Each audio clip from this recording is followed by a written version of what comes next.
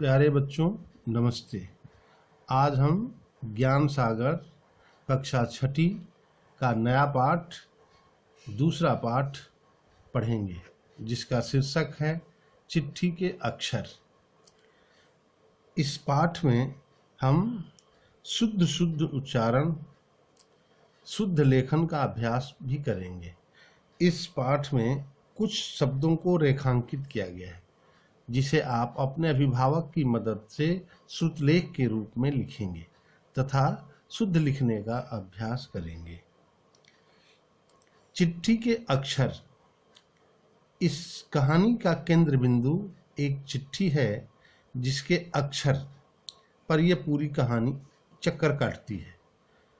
इसमें चिट्ठी के अक्षर के लिए जो अभ्यास किया जाता है, वह एक विद्यार्थी के लिए बहुत ही महत्वपूर्ण है। अभ्यास से जीवन में होने वाले असंभव से असंभव कार्य भी संभव हो जाते हैं, जिसे दिखाया गया है। सुबह के 10 बज रहे थे। मुझे डाक से एक चिट्ठी मिली। मैं लिफाफा खोलकर चिट्ठी पढ़ने लगा। कृपा करके मेरे अखबार के लिए एक कविता भेज दीजिए। चिट्ठी के नीचे संपादक के हस्ताक्षर थे। संपादक का नाम महिपाल सिंह था। चिट्ठियां तो बराबर ही आती रहती हैं, पर इस चिट्ठी ने मेरे मन को अपनी ओर खींच लिया।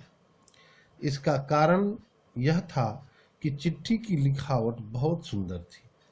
हर अक्षर सांचे में ढला हुआ सा मालूम पड़ता था।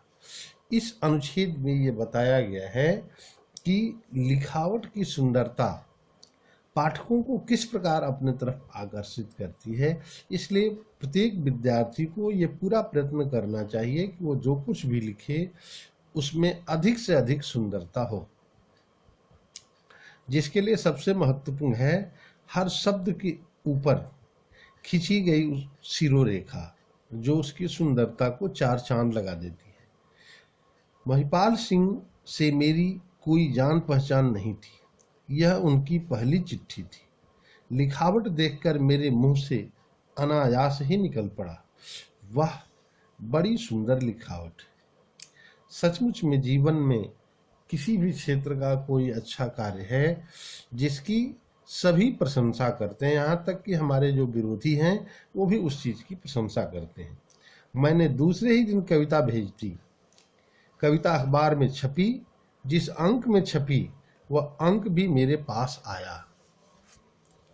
पूरे 32 पेज का साप्ताहिक अखबार था। यहां मैं दो बातें बता देना चाहूंगा। 32 ये हिंदी शब्द है, 32 साप्ताहिक का अर्थ होता है सप्ताह में एक दिन। प्रतिदिन छपने वाले अखबार को दैनिक कहते हैं, सप्ताह में छपने वाले को साप्ताहिक कहते हैं, 15 दिन में छपने वाले को पाक्षिक कहते हैं और महीना में छपने वाले को मासिक कहते हैं। शुरू से लेकर अंत तक गांव की ही बातें छपी थी। बड़े सुंदर ढंग से 7 दिनों के समाचार छांट छांट कर छापे गए थे। किसानों के लिए जानकारी की बहुत सी बातें भी थी। मैं अखबार को देखकर बड़ा प्रसन्न हुआ और दूसरे अंक के लिए फिर एक कविता भेज दी। दूसरी कविता भी अखबार में छपी। अब मैं बराबर कविता भेजने लगा। अर्थात पत्र के द्वारा जो ये कार्यक्रम आरंभ हुआ था सृजन का, वो कार्यक्रम लगातार आगे की ओर बढ़ रहा है। महिपाल सिंह की चिट्ठियां भी समय समय पर आया करती थी। वे कभी कविता मांगते थे और कभी कहानी। मैं बराबर उनकी इच्छाओं की पूर्ति कर दिया करता था।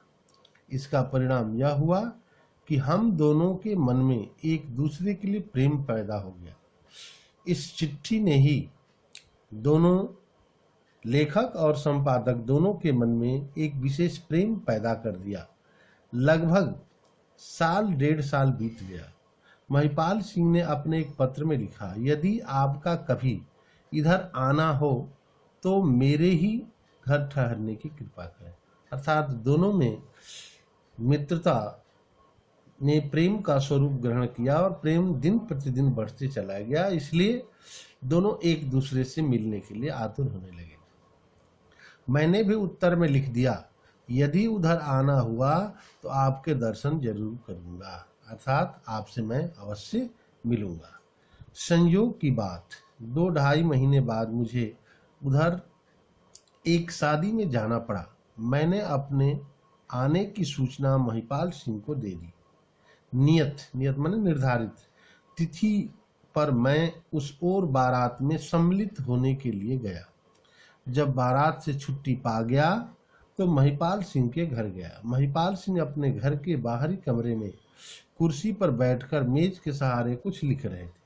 मैंने दरवाजे पर खड़े होकर पूछा, क्या महिपाल सिंह जी हैं? अर्थात एक अवसर मिला जिस अवसर पर वह महिपाल सिंह के घर पहुंचे और पहुंच करके उन्होंने महिपाल सिंह से ही पूछा कि क्या महिपाल सिंह हैं। महिपाल सिंह ने कुर्सी पर बैठे ही बैठे मेरी ओर देखते हुए पूछा, आप कौन हैं? मैंने उत्तर दिया, मेरा नाम अखिलेश शर्मा है।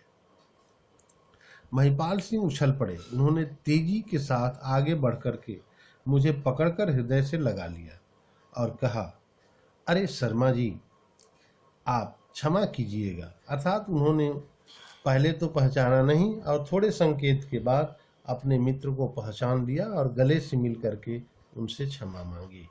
धन्यवाद। पाठ का शेष भाग हम अगले वीडियो में पढ़ेंगे।